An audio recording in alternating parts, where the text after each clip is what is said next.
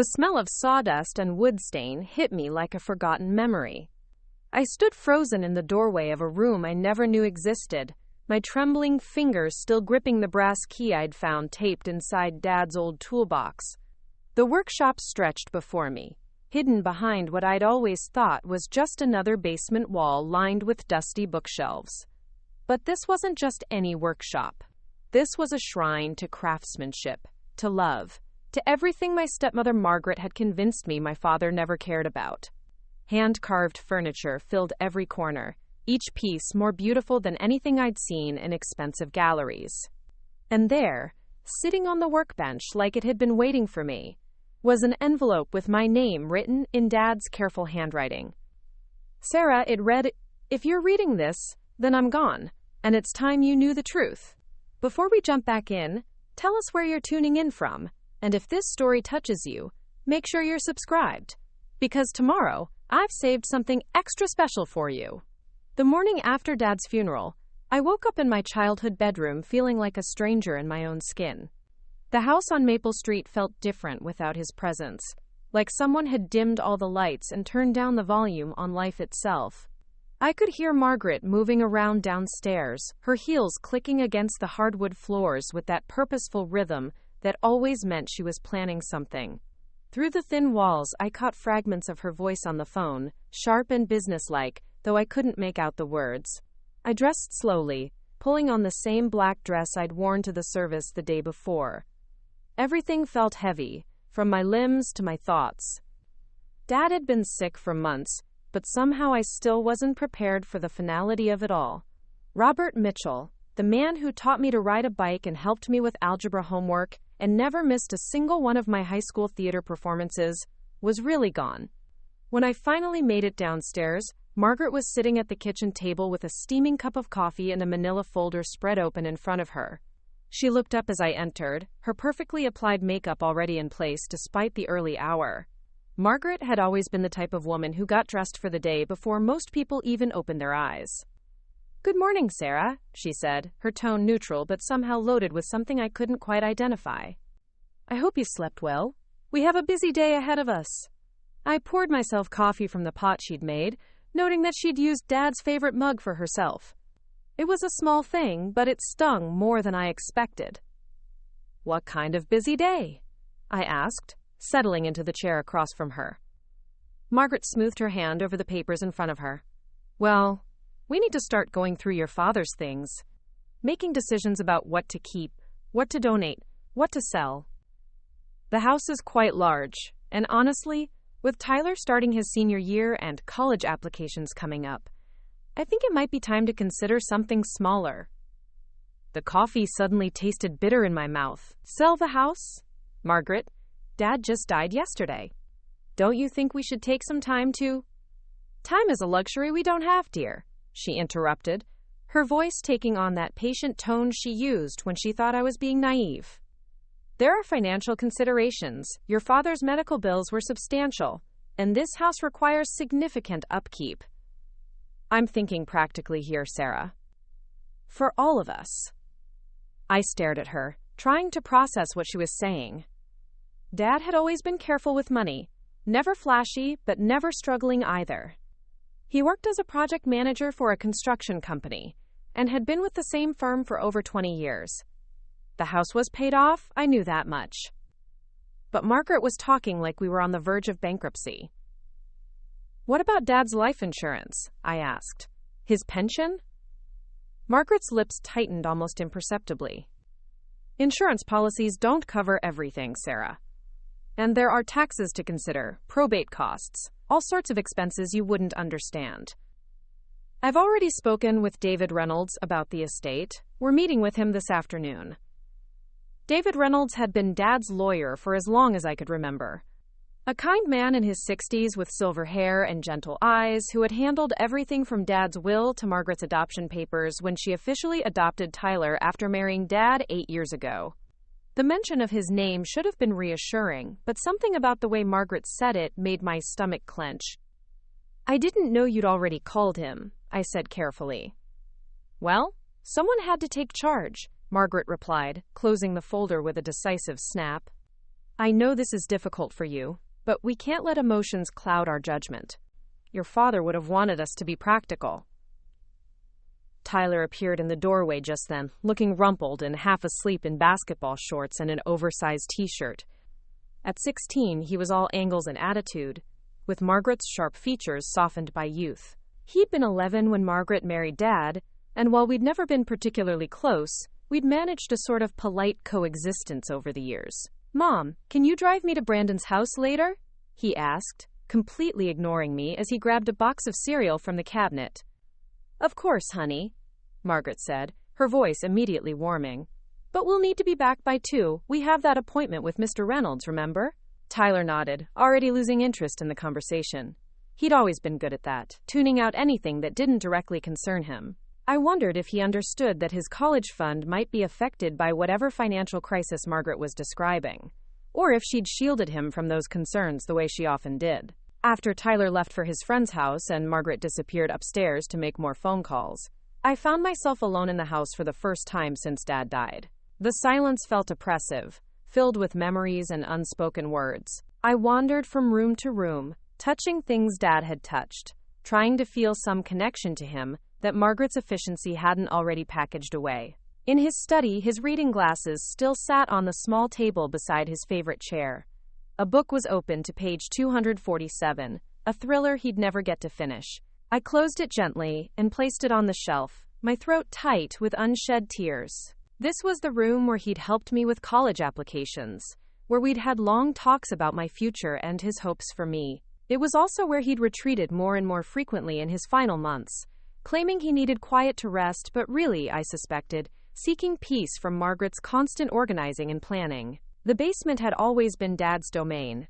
It was unfinished, with concrete floors and exposed beams, filled with the accumulated detritus of 30 years in the same house.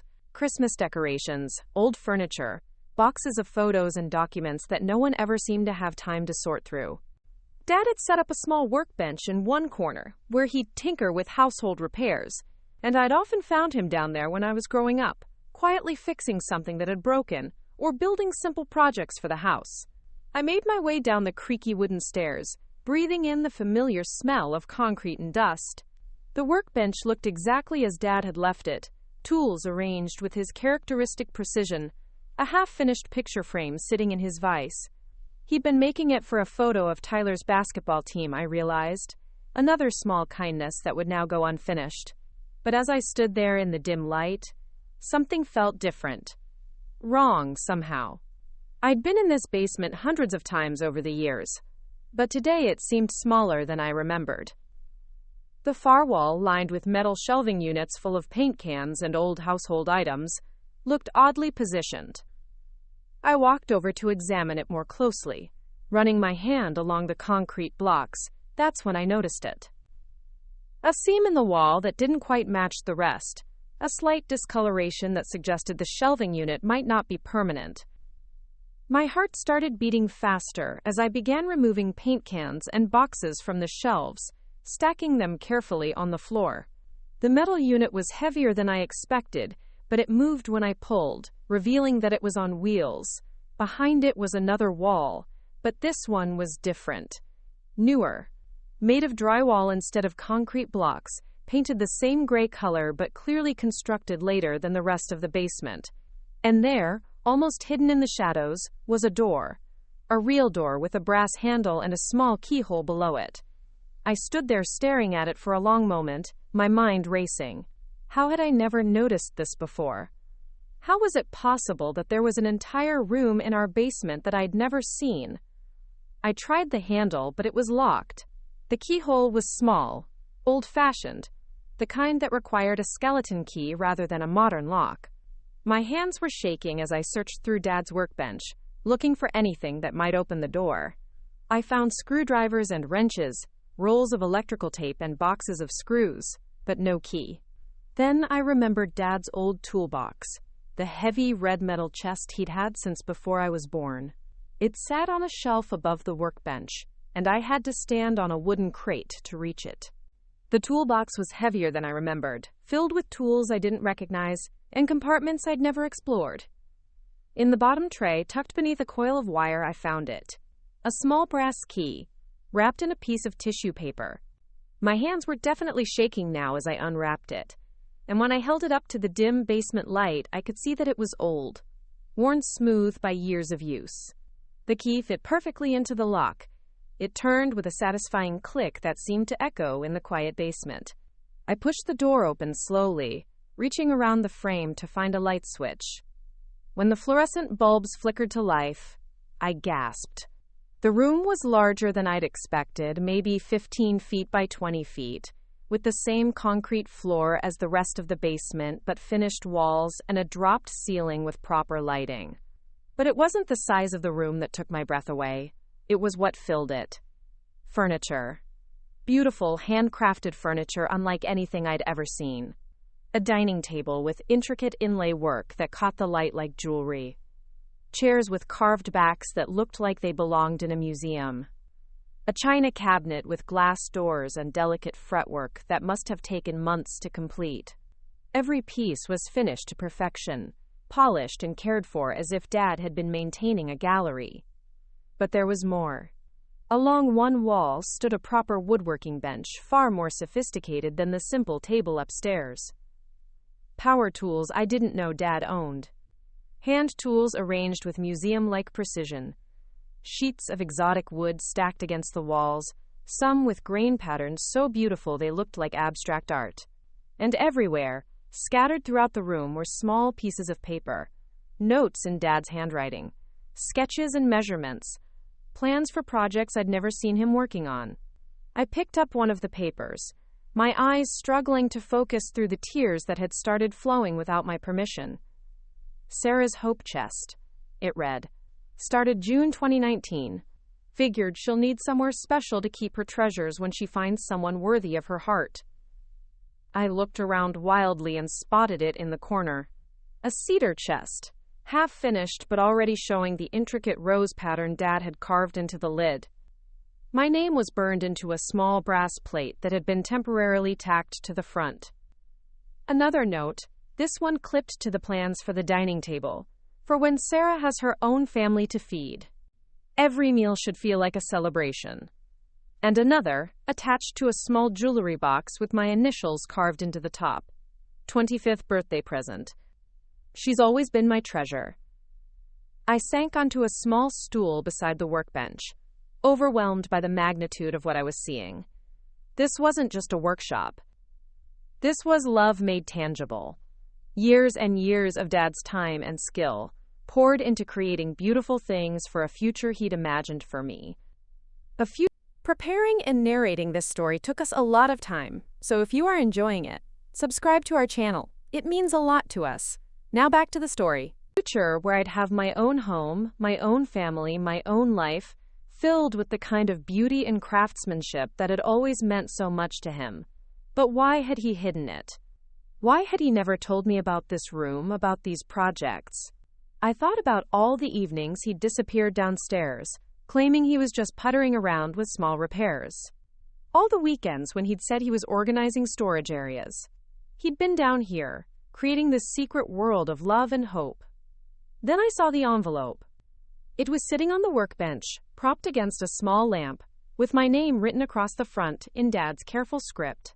The paper was thick, expensive, the kind Dad would have chosen for something important.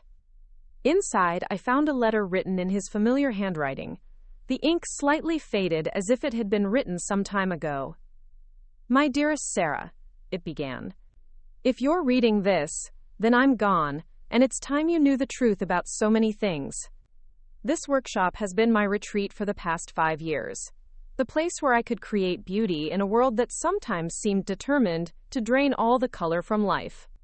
Every piece you see here was made with love. For you, because you deserve to be surrounded by beautiful things created by someone who sees your worth.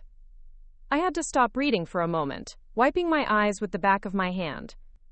The letter continued. I know Margaret has her own ideas about what's best for you, for Tyler, for our family.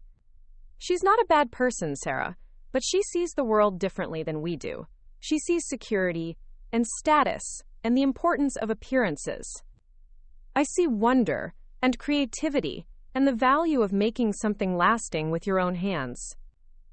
We've had our disagreements about many things over the years, but especially about you. My heart began to race. What disagreements? Dad and Margaret had always seemed to get along well, at least in front of me.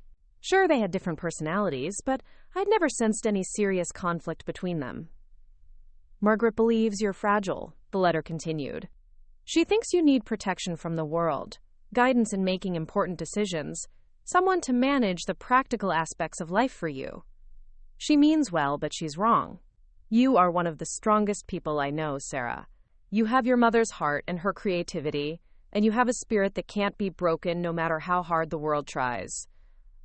Mom, Dad rarely talked about my biological mother, who had died when I was 3. Margaret had been the only mother I really remembered, and she'd always insisted that dwelling on the past wasn't healthy for anyone. I knew Mom had been artistic, that she'd painted and done some kind of craft work, but Margaret had packed away most traces of her shortly after she and Dad married. I need you to understand something important, Dad's letter went on. Margaret has been planning for my death for months, not because she wanted me to die, but because she likes to be prepared for every possibility. She's spoken with lawyers, financial advisors, real estate agents. She has plans for the house, for my belongings, for your future. Some of these plans are practical and necessary. Others are designed to keep you close, to maintain the family structure she's comfortable with. I felt cold suddenly, despite the warmth of the workshop. Margaret's urgency about meeting with the lawyer, her talk of selling the house, her insistence that we needed to be practical. Had she really been planning all of this while Dad was still alive? The workshop and everything in it belongs to you, the letter continued. I've made sure of that legally. I've also left you other things that Margaret doesn't know about. Not because I wanted to deceive her, but because I needed to ensure you had choices. Real choices, not the ones other people think are best for you. Other things? What other things? I looked around the workshop again, this time noticing details I'd missed before. A small safe in the corner, its door slightly ajar. File folders organized in a wooden box Dad had clearly made himself. A computer, which seemed oddly out of place among all the traditional woodworking tools. Sarah, I need you to promise me something, the letter concluded. Don't let anyone convince you that you're not capable of handling whatever life throws at you. Don't let anyone make decisions for you out of their own fear or their own need to feel in control. You are smart, talented, strong, and deserving of a life that makes you happy. The tools to build that life are here in this room, both literally and figuratively. Use them. It was signed simply, Love Always, Dad, with a small drawing of a heart next to his signature. I sat in the workshop for a long time after finishing the letter, trying to process everything I'd discovered. The beautiful furniture spoke of years of secret work, of love expressed through craftsmanship.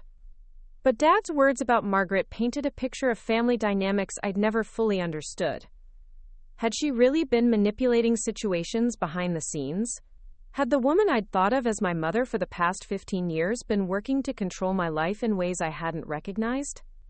I thought about conversations we'd had over the years, how she discouraged me from applying to art schools, insisting that practical majors were more important, how she'd been critical of boyfriends who were too creative or unrealistic, how she'd always had opinions about my job choices, my living arrangements, my financial decisions. I'd thought she was being protective, maternal. But what if Dad was right? What if it was really about control?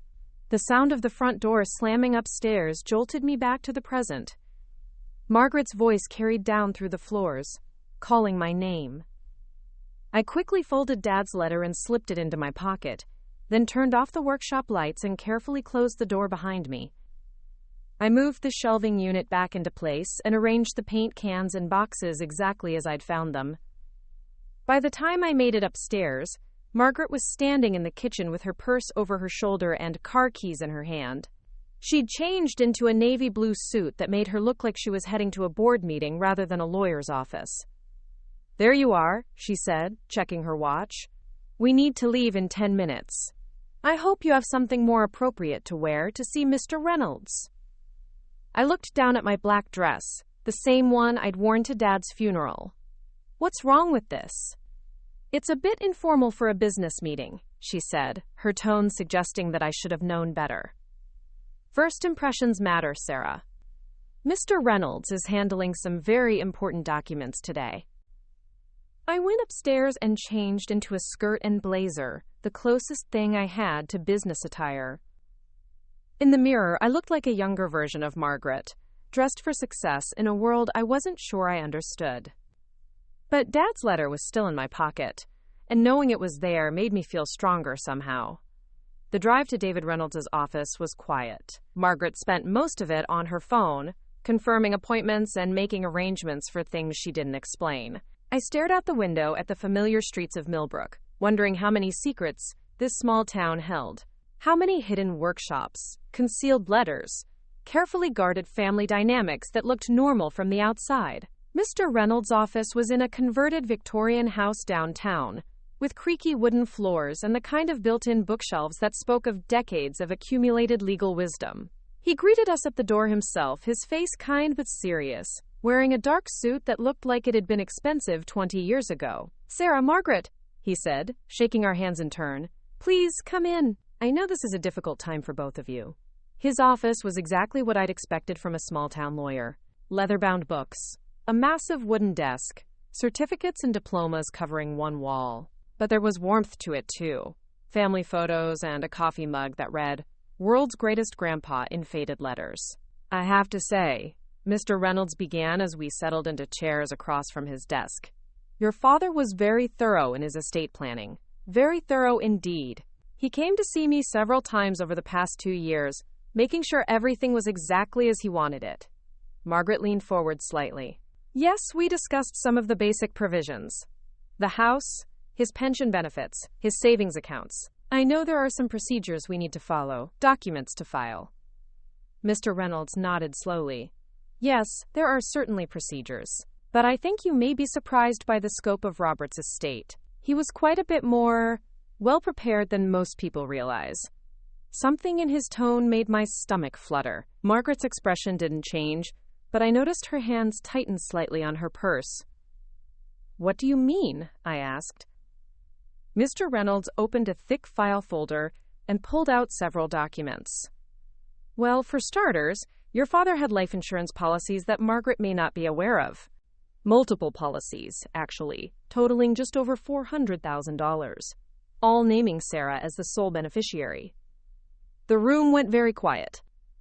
Margaret's face had gone pale, and I could hear the sound of my own heartbeat in my ears. "I'm sorry," Margaret said carefully. "I think there must be some mistake. Robert and I discussed his insurance, the policy through his company, the small-term life policy we bought when we got married. Together, they wouldn't be more than $50,000. Those policies exist as well," Mr. Reynolds confirmed. "But Robert purchased additional coverage over the past several years. Private policies, paid for separately. The documentation is all here." He handed me a folder filled with official-looking papers, insurance policies, bank statements, investment account summaries, numbers that made my head spin. Margaret was leaning forward, trying to read over my shoulder, but Mr. Reynolds gently redirected her attention. "There's more," he said. Robert established several accounts over the past 5 years that were specifically designated for Sarah's benefit.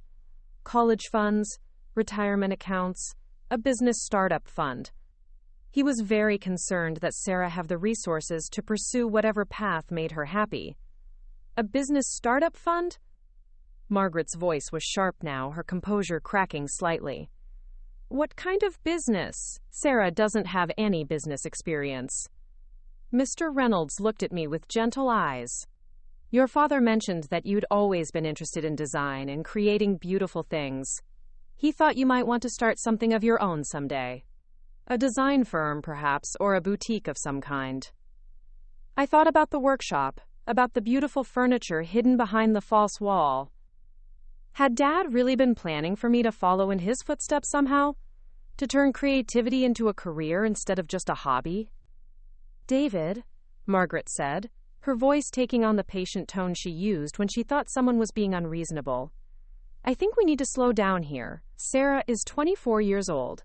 She has a perfectly good job at the library, and she's been talking about going back to school for her master's degree. These grand plans for business ownership, well, they seem rather premature. Actually, Mr. Reynolds said mildly, Robert was quite specific about his wishes. Sarah is to have complete control over these funds, with no restrictions or oversight. He felt very strongly that she should have the freedom to make her own choices about her future. Margaret stood up abruptly, her chair scraping against the wooden floor. I need some air, she said. This is all very overwhelming. Perhaps we could take a short break? Mr. Reynolds nodded understandingly. Of course. There's a small garden behind the building if you'd like to step outside. After Margaret left, Mr. Reynolds turned to me with a more serious expression. Sarah, I need to tell you something that your father asked me to share with you privately. He was concerned about how Margaret might react to his final wishes. He wanted to make sure you understood that you have options. What kind of options? Well, for one thing, the house. It's been left to you, not to Margaret. She has the right to live there for 1 year after Robert's death. But after that, the decision about what to do with the property is entirely yours. I stared at him, trying to process this information. But Margaret said, she said the house would need to be sold to pay for Dad's medical bills and expenses. Mr. Reynolds shook his head. Robert's insurance policies will more than cover any outstanding debts, and the house has been paid off for several years. Margaret's financial concerns, while understandable, may not be based on accurate information about the estate's actual value. Why wouldn't she know about the insurance policies? About the other accounts? Your father felt that Margaret had a tendency to manage situations in ways that she thought were best for everyone involved. He wanted to ensure that you had independent resources, free from anyone else's influence or control. The door opened and Margaret returned, her composure restored but her eyes bright with something that might have been anger or fear. She sat down and smoothed her skirt, then looked directly at Mr. Reynolds. I've been thinking, she said. Perhaps it would be wise to establish some kind of trust arrangement for Sarah's inheritance. Something with professional management, to ensure the funds are handled responsibly. Margaret, I said, my voice sounding strange to my own ears. I think I can handle my own money. She turned to me with the kind of smile adults give children who've said something adorable but misguided. Of course you can, dear. But this is a significant amount of money, more than you've ever dealt with before. Wouldn't it be wise to have some guidance? Some oversight to make sure you don't make any mistakes? I felt something inside me shift, like a gear clicking into place. Dad's letter was still in my pocket, his words about choices and control echoing in my mind. I don't want oversight, I said clearly. I want to learn how to handle it myself. Margaret's smile tightened. Sarah, be reasonable. You're upset, emotional. This isn't the time to make impulsive decisions about your future. Actually, Mr. Reynolds interjected gently. Robert was very clear about this. The inheritance is Sarah's to manage as she sees fit. There are no provisions for trusts or oversight unless Sarah specifically requests them. Well then, Margaret said, her voice taking on an edge I'd rarely heard before. I suppose we'll just have to hope that Sarah's judgment proves to be as sound as Robert believed it would be. The meeting concluded with a stack of papers for me to review and sign, appointments for the following week to finalize various accounts, and a tension in the air that felt like the moment before a thunderstorm. Margaret was quiet on the drive home, her knuckles white as she gripped the steering wheel. Sarah, she said finally as we pulled into the driveway, I hope you know that everything I've suggested today comes from a place of love. I've been taking care of this family for 8 years, and I don't want to see you get hurt by making decisions you're not prepared for. I looked at her profile, this woman who had raised me through my teenage years, who had helped me with homework and driven me to dance classes and been there for every important moment I could remember. But for the first time, I was seeing her through different eyes. Eyes that had been opened by Dad's letter, and Mr. Reynolds' revelations about the extent of planning that had been happening around me, without me. I know you love me, I said carefully, but I think it's time I started making my own decisions, even if I make mistakes along the way. Margaret turned off the engine and sat for a moment in the sudden silence. When she looked at me, her eyes were bright with unshed tears. "Your father always thought I was too protective," she said quietly. "Maybe he was right, but losing someone you love, it changes you, Sarah. It makes you want to hold on tighter to everyone who's left." For a moment, I felt a surge of sympathy for her. She had lost her husband, too. She was facing the same grief, the same uncertain future. But then I remembered the workshop, the secret plans, the years of Dad working alone to ensure I would have choices she didn't know about. "Maybe," I said gently, "but holding on too tight can hurt just as much as letting go." That evening, after Margaret had retreated to her room with a headache and Tyler had left for another friend's house, I returned to the basement workshop. This time, I explored more carefully, examining everything Dad had left behind. The safe in the corner contained more documents, including the deed to the house, and copies of all the insurance policies Mr. Reynolds had mentioned. There were also bank account numbers, investment statements, and a business plan written in Dad's handwriting for something called Sarah's Designs. The business plan was detailed, thoughtful, clearly the result of months of research and planning. Dad had outlined everything from startup costs to potential markets, from equipment needs to profit projections. He'd even included a list of potential clients, local businesses, and homeowners who might be interested in custom furniture and design work. At the bottom of the plan, in Dad's familiar script, was a note. "For my daughter, who has always seen beauty where others see only wood and stone. The world needs what you have to offer." I spent hours in that workshop, touching each piece of furniture, reading every note, beginning to understand the depth of love and faith my father had invested in my future. This wasn't just an inheritance. It was a blueprint for independence, a foundation for building the kind of life I'd never dared to imagine possible. But as I finally turned off the lights and made my way back upstairs, I could hear Margaret on the phone in her bedroom, her voice low and urgent. I couldn't make out the words, but the tone was unmistakable. She was planning something, organizing, taking control of a situation that had clearly not gone the way she'd expected. I thought about Dad's warning in his letter, about Margaret's need to manage and control. Tomorrow, I realized, the real test would begin. Because now I knew what I'd inherited, and more importantly, I was beginning to understand what I was going to have to fight to keep. The next morning, I woke to the sound of voices downstairs, multiple voices, which was unusual for our house on a Wednesday morning. I checked my phone and saw it was barely 7:30. Margaret's voice carried up through the floors, along with at least two others I didn't immediately recognize. I dressed quickly and crept to the top of the stairs, straining to hear what was being discussed.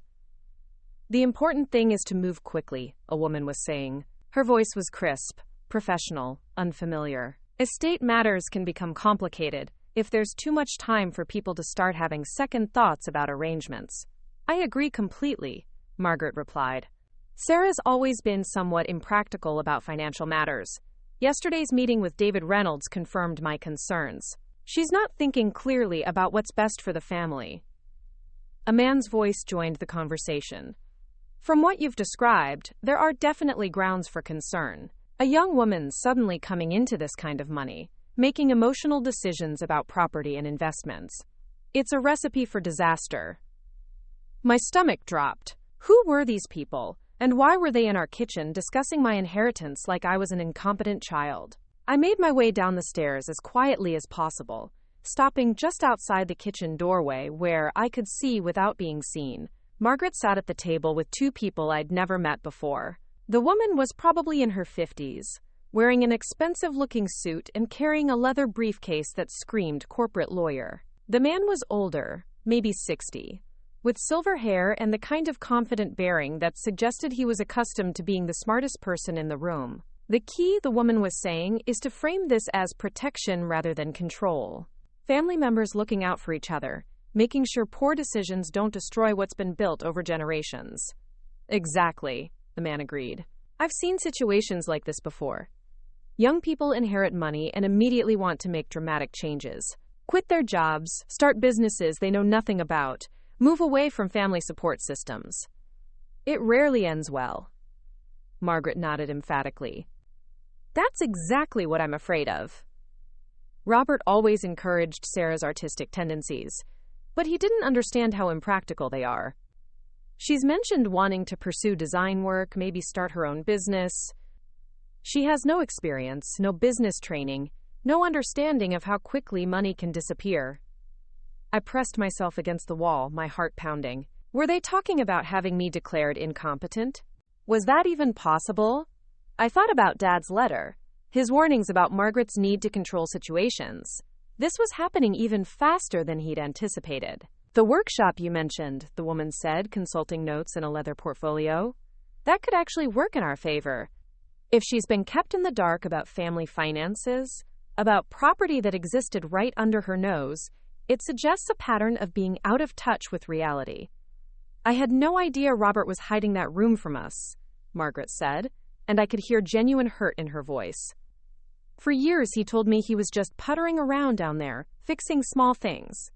To discover he'd been working on elaborate furniture projects, planning business ventures without discussing them with family.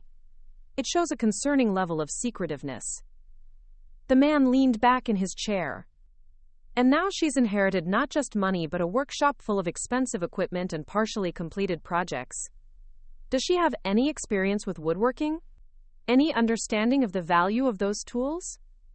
None whatsoever, Margaret replied. She's always been more interested in books and art classes. The workshop is completely foreign to her, but I'm sure she's romanticizing it because it was Robert's. She's not thinking practically about maintenance costs, insurance, the liability of having all that equipment. I wanted to burst into the room and defend myself, to tell them that I was perfectly capable of learning about woodworking, about business, about handling my own inheritance, but something held me back. Maybe it was the professional way these strangers were discussing my life, or maybe it was the realization that Margaret had been planning this conversation long before yesterday's meeting with Mr. Reynolds. "What's your timeline?" the woman asked. "I'd like to move quickly," Margaret said. "Sarah's emotional right now, grieving. She's not thinking clearly about long-term consequences. The longer we wait, the more attached she'll become to Robert's unrealistic plans for her future." The man nodded.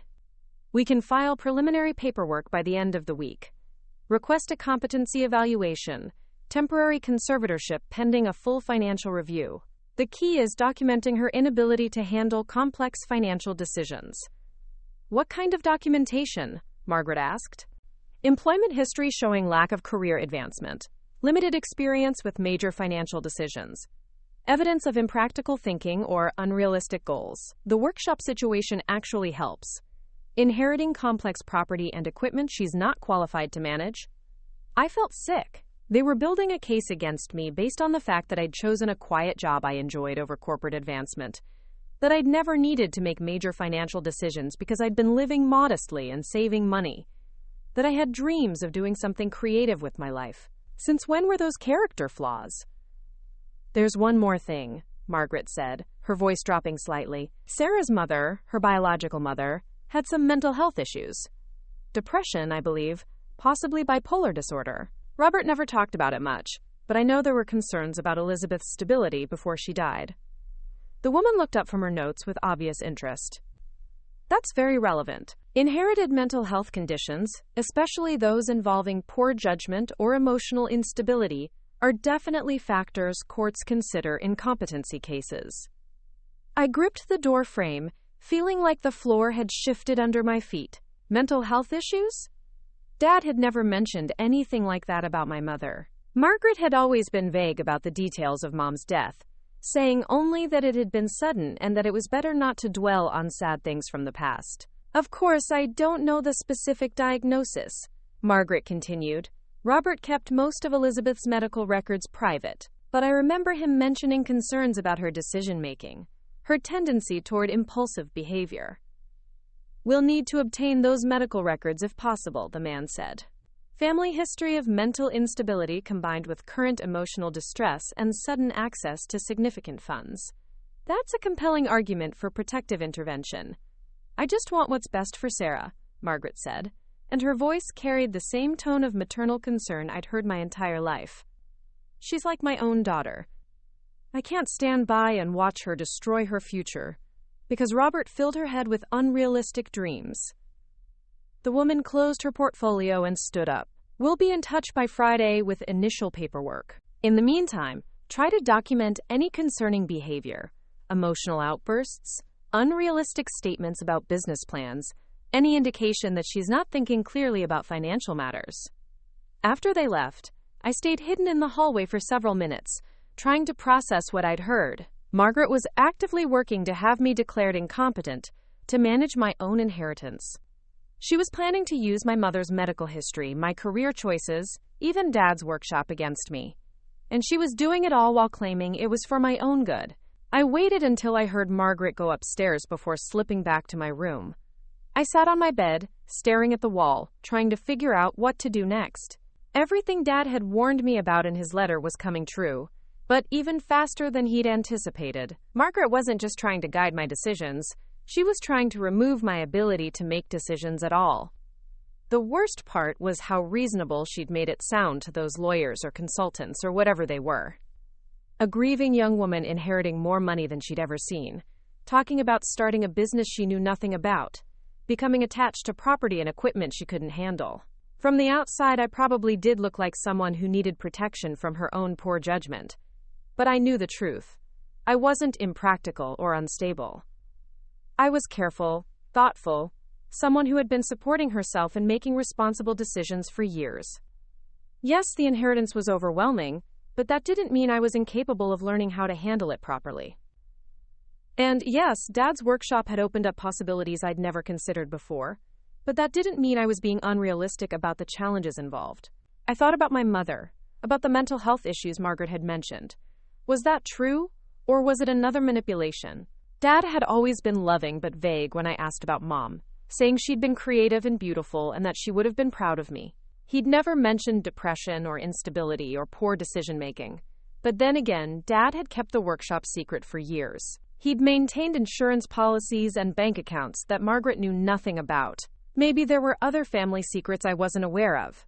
Other pieces of history that had been kept from me to protect my feelings or preserve some ideal image of my mother. I needed information, and I needed it fast. If Margaret was planning to file paperwork by the end of the week, I had maybe 4 days to understand what I was dealing with and figure out how to fight back. I started with my mother's belongings. Over the years, I'd occasionally asked Margaret about photos or mementos from before she joined our family. But she'd always said that Dad had found it too painful to keep reminders around. Now I wondered if that was true, or if there were things hidden away that might tell a different story. Dad's bedroom had been off-limits since his death, Margaret claiming she needed time before we started going through his personal items. But she was downstairs now, on the phone with someone else, her voice carrying the same urgent tone I'd heard during the morning meeting.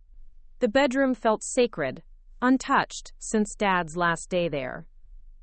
His reading glasses on the nightstand, his wallet and keys in the small tray by the door, the faint scent of his cologne still clinging to the air. I felt like an intruder, but I forced myself to search methodically through drawers and closets. In the back of Dad's closet, behind winter coats and old suits, I found a cardboard box I'd never seen before. It was taped shut with masking tape that had yellowed with age, and my name was written across the top in Dad's handwriting, but in pencil, as if he'd been unsure about whether to label it at all. Inside the box were photos, dozens of them, showing a woman I recognized as my mother but had never seen in such detail. She was beautiful, with long dark hair and expressive eyes that looked exactly like mine. But more than that, she looked alive, vibrant, engaged with the world around her. These weren't the formal family portraits I'd seen before. These were candid shots of someone painting, laughing, working in a garden, holding a baby who was obviously me.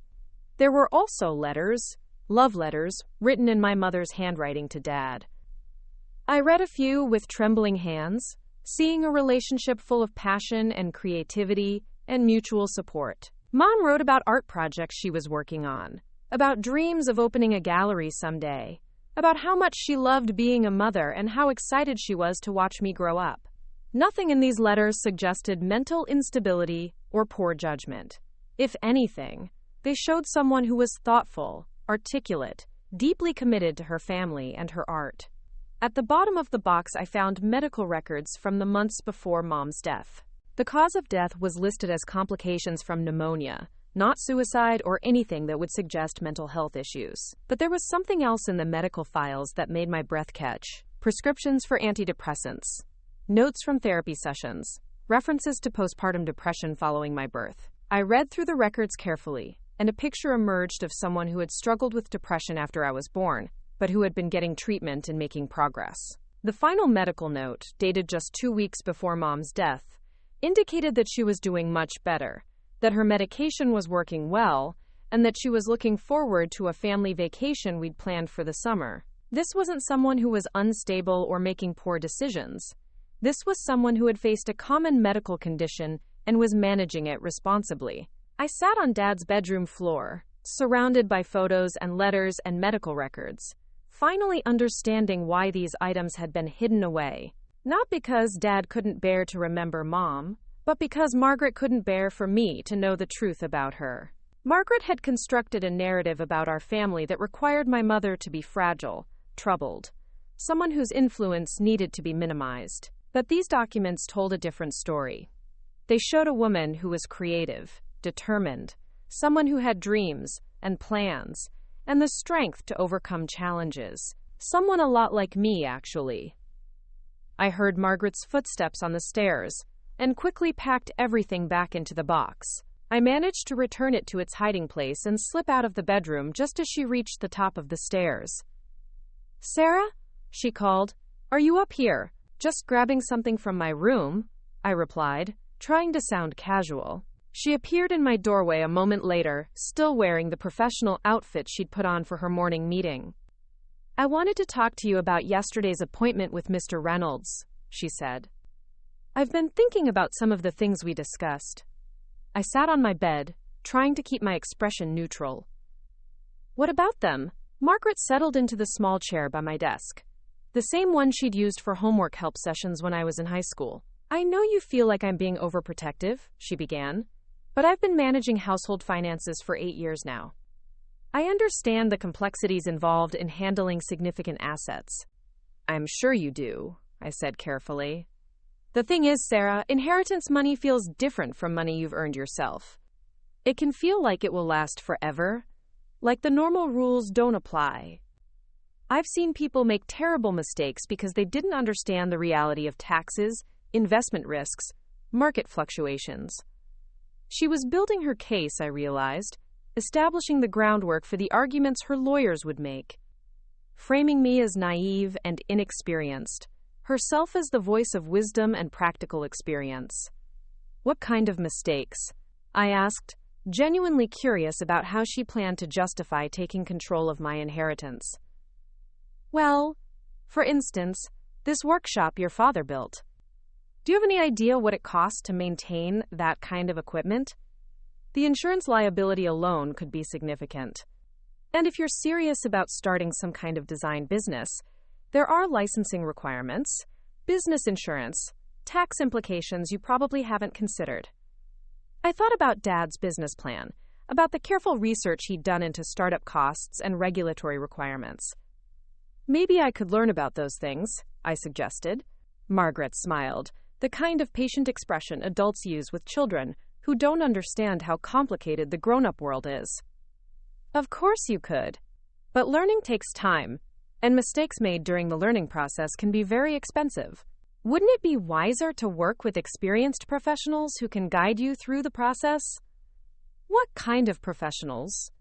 "Financial advisors, business consultants, maybe even a trustee who could help manage the inheritance while you're getting educated about these matters. Someone objective, with experience handling complex estates." There it was. The same suggestion she'd made to Mr. Reynolds, packaged differently but with the same end result. She wanted to remove my control over Dad's inheritance and place it in the hands of people she would choose, people who would undoubtedly share her views about what constituted responsible financial management. "Margaret," I said slowly, "I appreciate that you're concerned about me, but this inheritance comes with Dad's blessing. He believed I could handle it." Her expression tightened almost imperceptibly. "Your father was a wonderful man, But he wasn't always practical about financial matters. This workshop he built, these elaborate business plans he made, they're romantic ideas, not realistic assessments of what you're capable of achieving. I felt anger rising in my chest, but I forced myself to stay calm. How do you know what I'm capable of? Have I ever given you reason to think I'm irresponsible with money? It's not about responsibility, she said. It's about experience. You've never had to make decisions about this kind of money before. You've never run a business, never dealt with complex investments, never managed property. This inheritance puts you in situations you're not prepared for. Then maybe it's time I learned how to handle those situations. Margaret stood up, smoothing her skirt with hands that weren't quite steady. Sarah, I'm going to be very direct with you. I'm worried that grief is affecting your judgment. Yesterday, you seemed overwhelmed by what Mr. Reynolds told you, and now you're talking about making major life changes based on plans your father made without consulting anyone else in the family. What kind of major life changes? Quitting your job to start a business you know nothing about, holding onto a house that's too big and expensive for you to maintain alone, making financial decisions based on emotion rather than logic. I hadn't mentioned quitting my job, but apparently Margaret had already decided that was part of my plan. I haven't made any decisions about my job, I said. But you're thinking about it, aren't you? The inheritance makes it feel like you don't need to work, like you can pursue these artistic dreams without worrying about practical considerations. She was right, of course. I had been thinking about whether the inheritance might give me the freedom to pursue work I was more passionate about. But the way she framed it made it sound like evidence of poor judgment, rather than a natural response to suddenly having financial security. Maybe I am thinking about it, I admitted. Is that wrong? Margaret sat back down, leaning forward with the intense expression she got when she was trying to make an important point.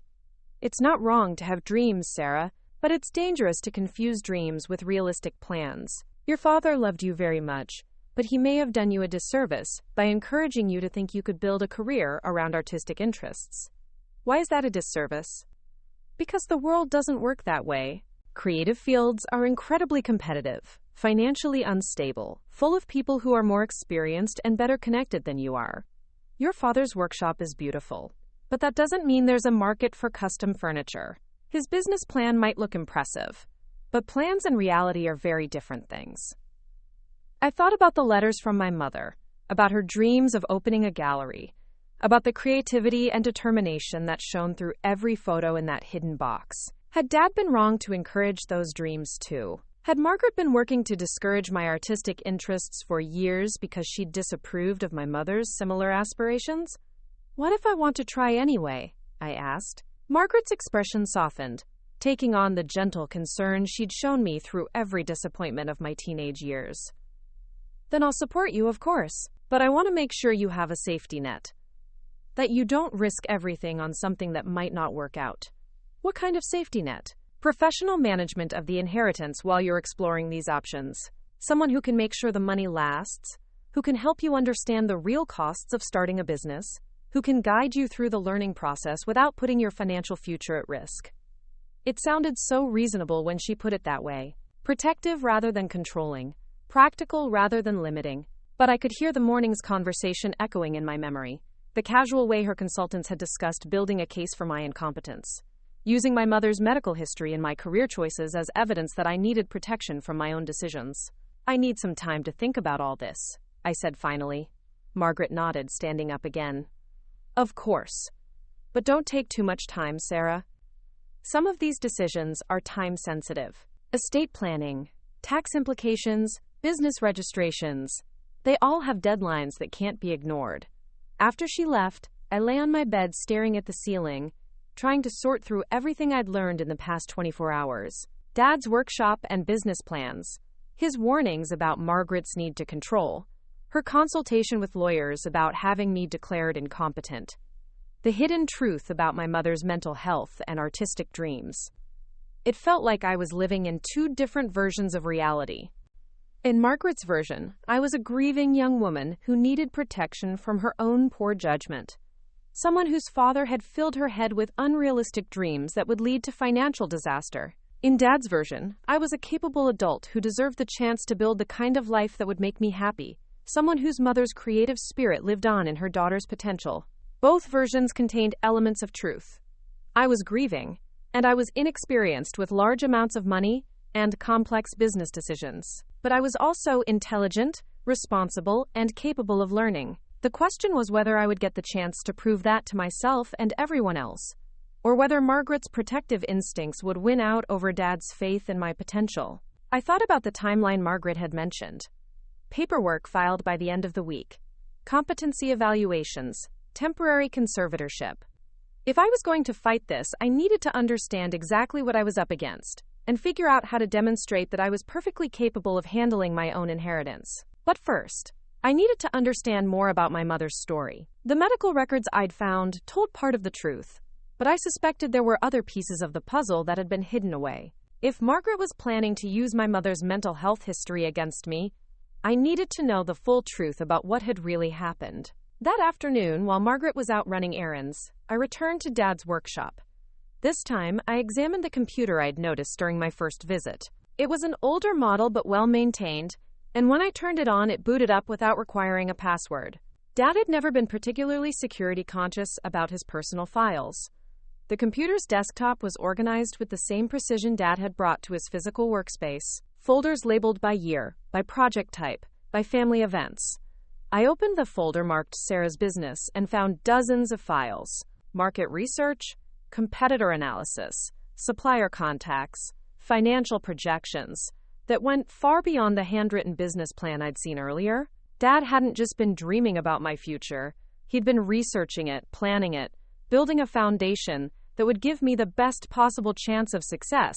Some of the files dated back 3 years, suggesting he'd been thinking about this long before his illness became serious.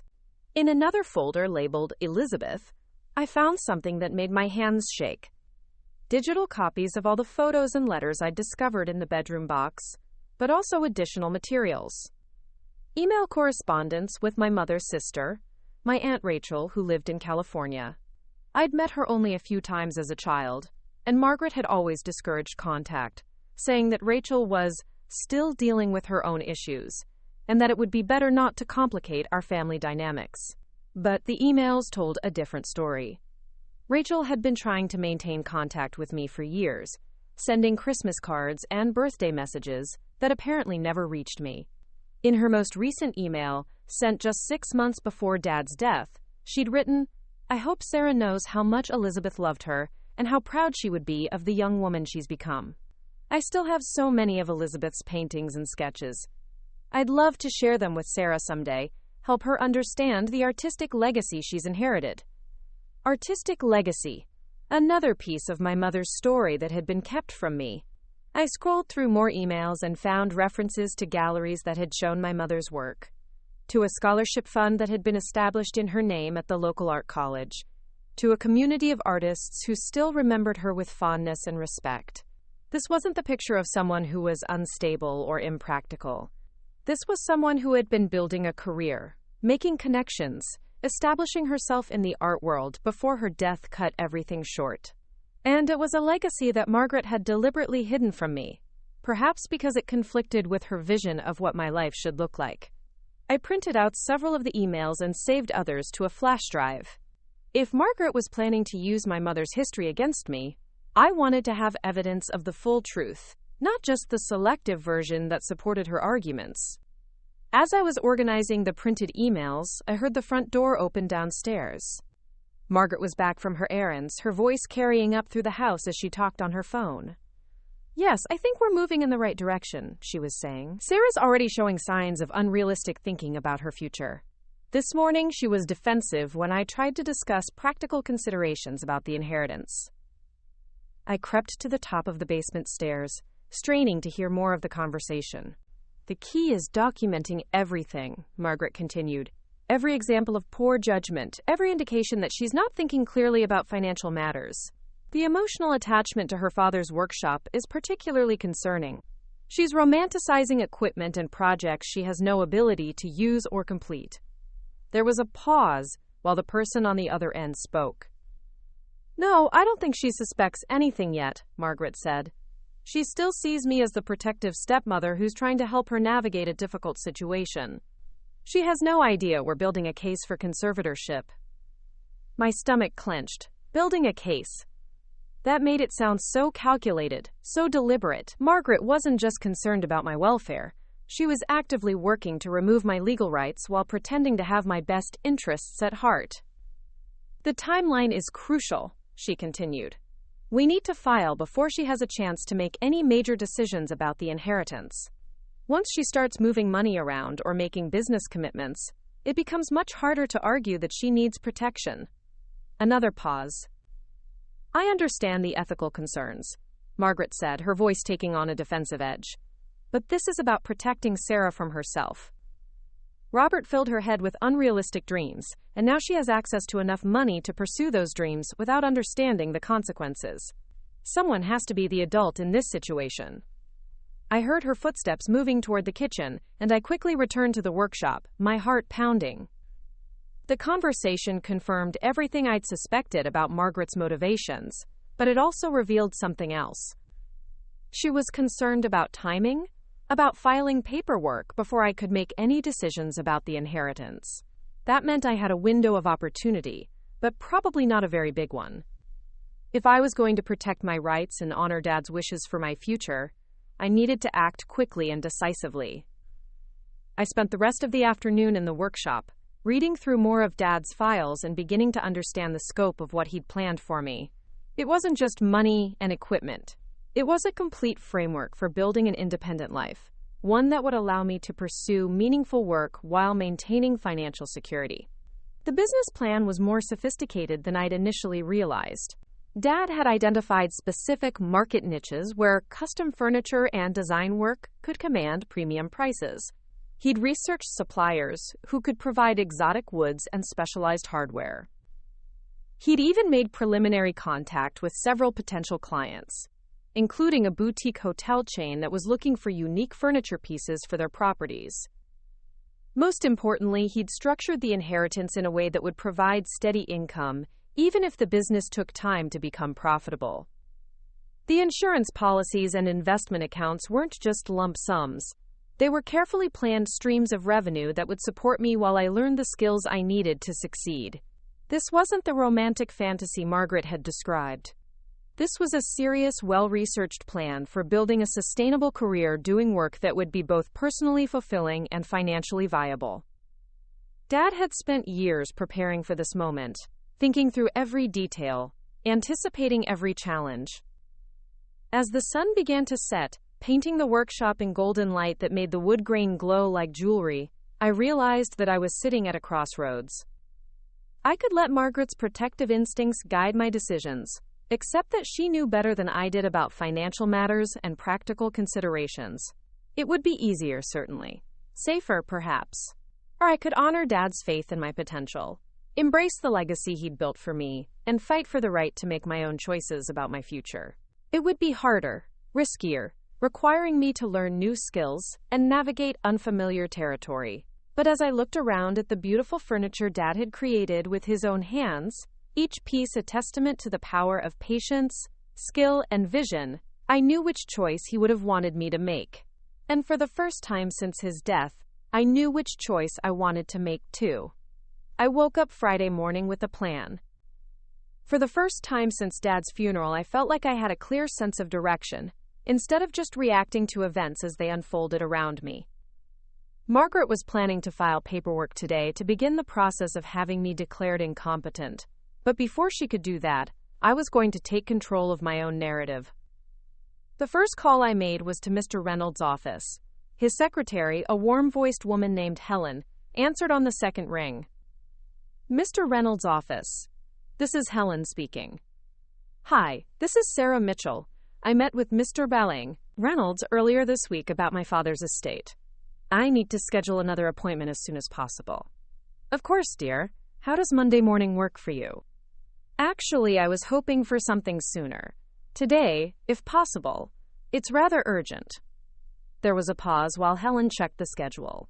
Well, Mr. Reynolds does have a cancellation at 11:30 this morning. Would that work? That would be perfect. Thank you so much. Is there anything specific you'd like me to tell him about the nature of the meeting? I hesitated for a moment. then decided honesty was the best approach. Please tell him that I have concerns about attempts to interfere with my father's estate plan, and that I need legal advice about protecting my inheritance rights. After hanging up, I called my job at the Millbrook Public Library. Janet, the head librarian, had been like a second mother to me for the past 3 years, and I knew she'd understand if I needed a personal day. "Sarah, honey, of course you can take the day off," she said when I explained that I had urgent family legal matters to attend to. "Take the whole week if you need it. Grief doesn't follow a schedule, and neither should healing." Janet's kindness almost made me cry. Here was someone who had watched me grow into my job, who had seen me handle difficult patrons and complex research requests with patience and skill, who had never once suggested that I wasn't capable of managing my own responsibilities.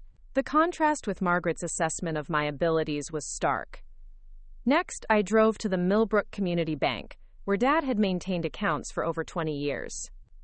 I wanted to understand exactly what assets I had access to and ensure that Margaret couldn't freeze or redirect any accounts while her legal maneuvering was underway. The bank manager, Mrs. Foster, had known Dad personally and greeted me with genuine sympathy when I explained why I was there.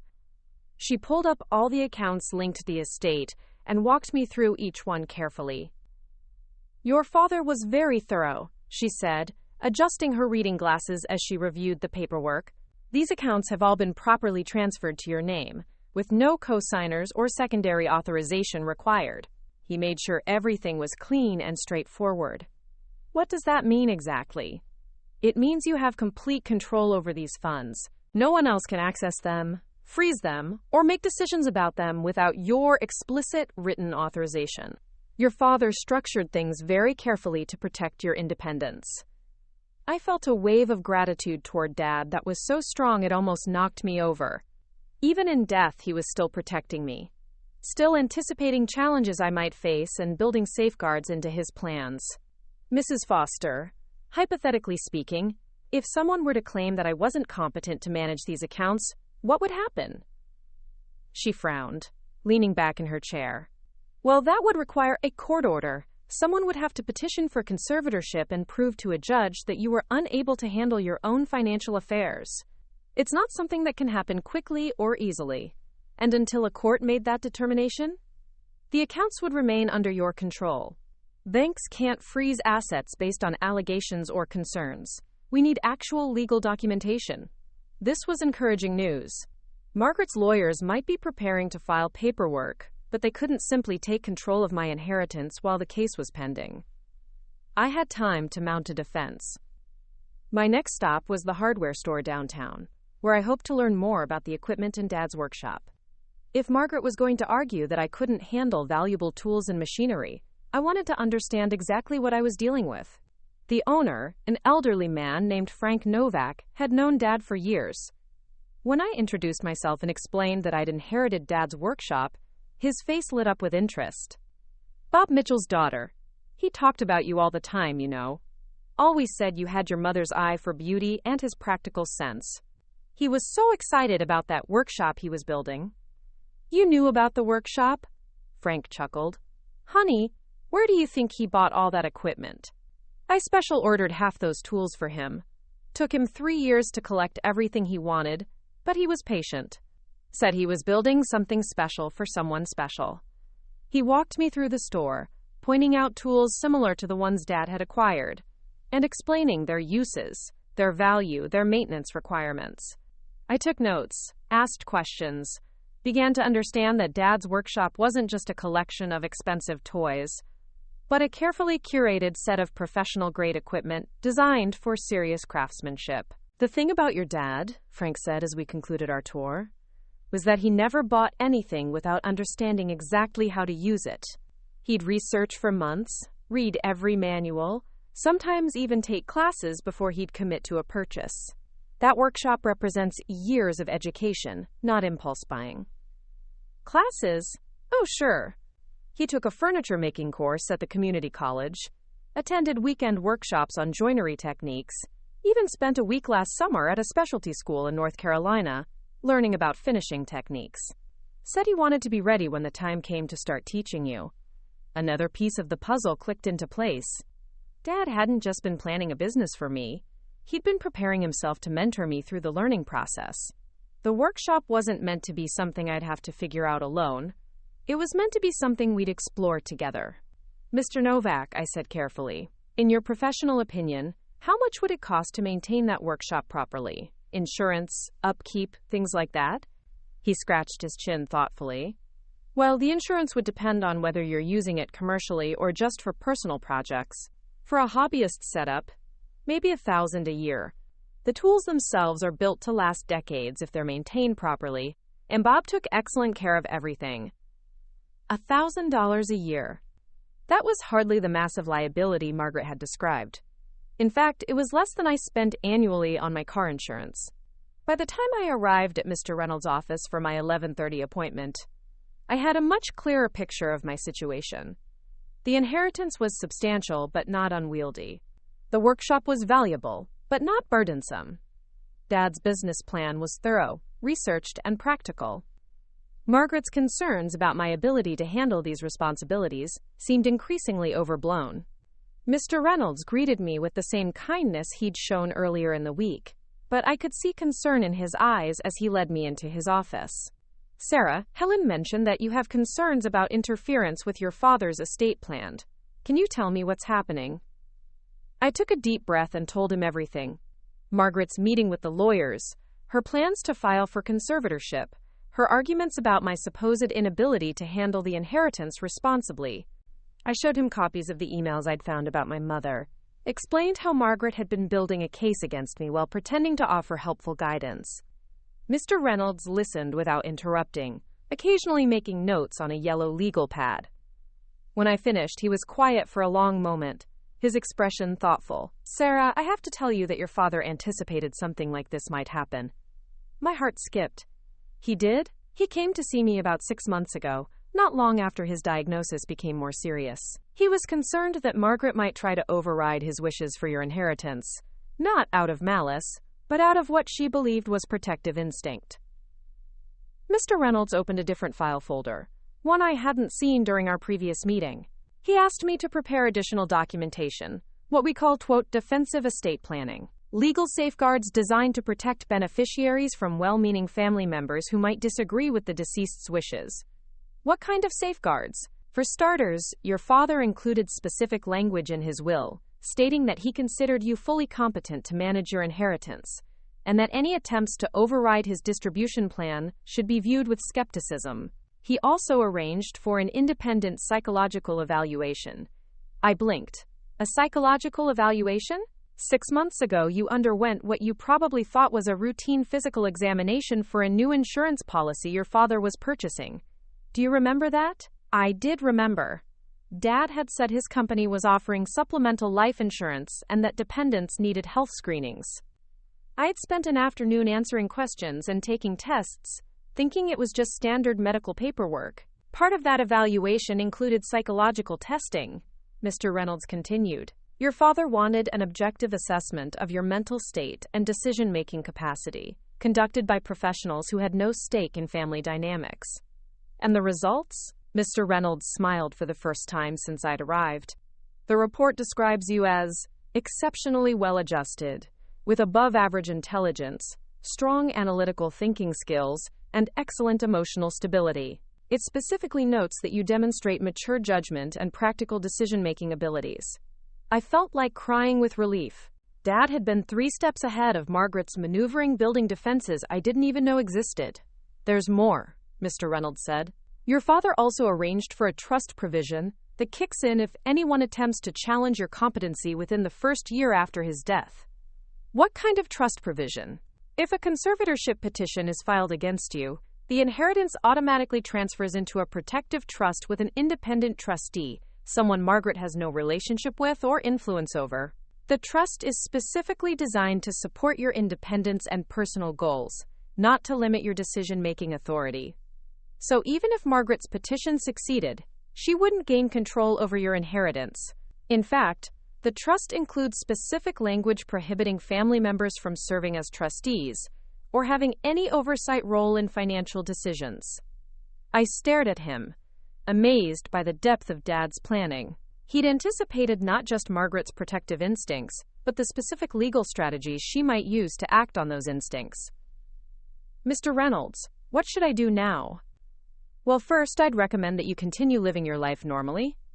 Don't make any dramatic changes that could be interpreted as evidence of poor judgment, but also don't let fear of Margaret's reaction stop you from exploring your options.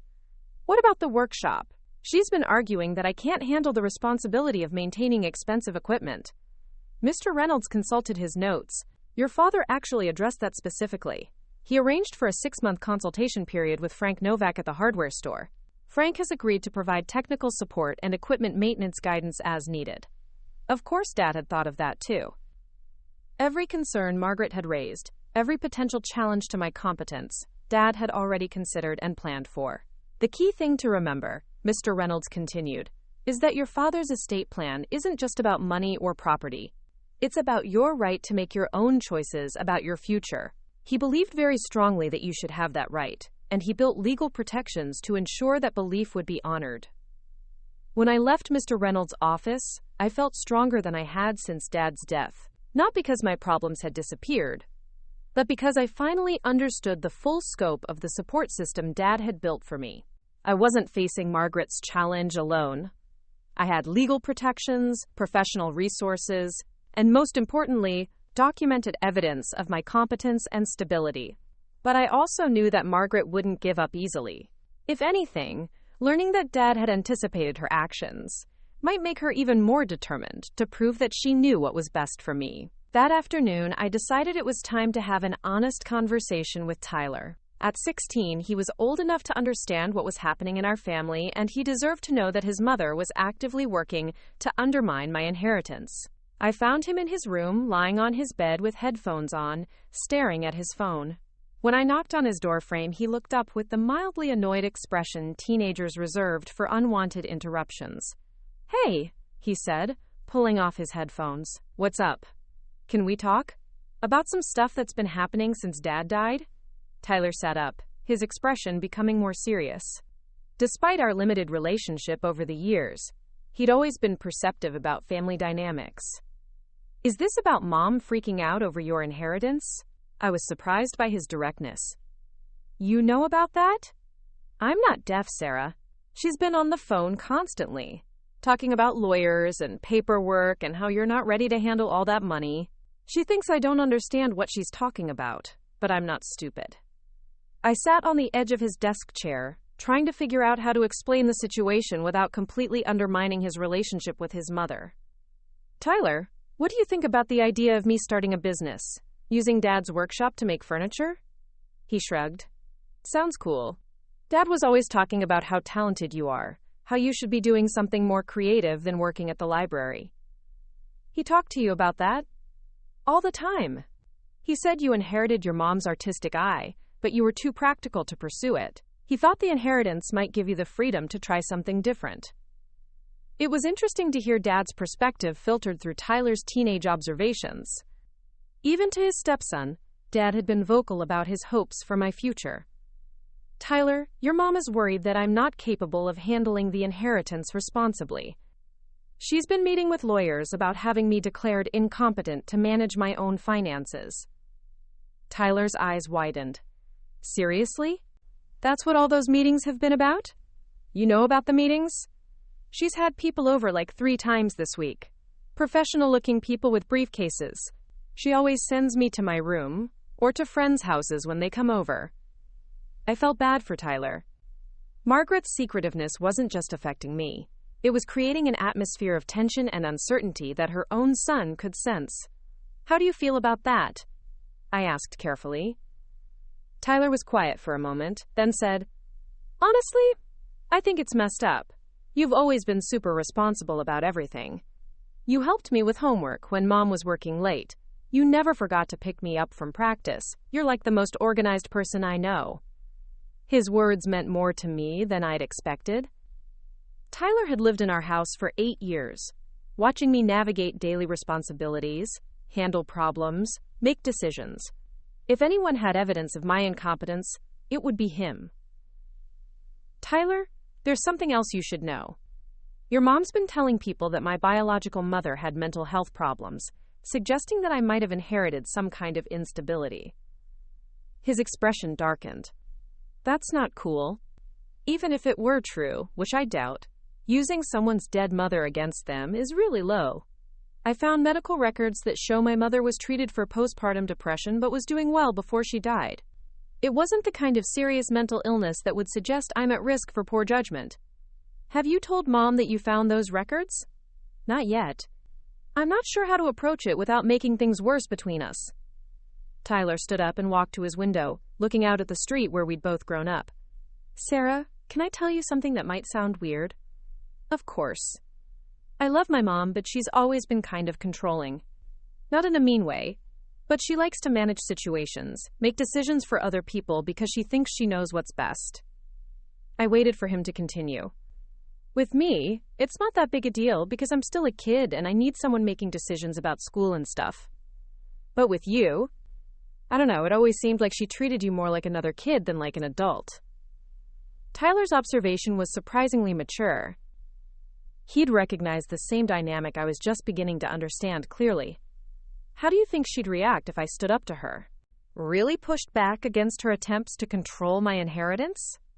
Tyler turned back from the window, his expression serious. She'd probably escalate. Mom doesn't like it when people don't follow her plans. But honestly, I think you should do it anyway. Why? Because you're 24 years old, and you deserve to make your own mistakes. Even if the business thing doesn't work out, even if you lose some money learning, that's your choice to make. I was impressed by Tyler's maturity, but also saddened that a 16-year-old could see clearly what Margaret seemed unable to recognize. Tyler, if this situation gets really ugly, if your mom and I end up in some kind of legal battle, how will that affect you? He was quiet for a long moment. It'll suck, he said finally. But it would suck worse to watch her destroy your life because she's scared of letting go. That evening, Margaret came home from another mysterious appointment, in an obviously frustrated mood. She moved through the house with sharp, efficient movements, organizing things that didn't need organizing, making unnecessary noise as she prepared dinner. I found her in the kitchen, aggressively chopping vegetables for a salad, her movements precise but tense. Margaret, we need to talk. She looked up, her expression guarded. About what? About the lawyers you've been consulting. About your plans to file for conservatorship. About the story you've been telling people regarding my mother's mental health. Margaret set down her knife, her face going pale. For a moment, she looked almost vulnerable, like someone who'd been caught in a lie she'd convinced herself was justified. Sarah, I don't know what you think you've discovered, but I know everything, I said quietly. I found the emails about my mother's real history. I know about the psychological evaluation Dad arranged. I know about the legal protections he built into the estate plan.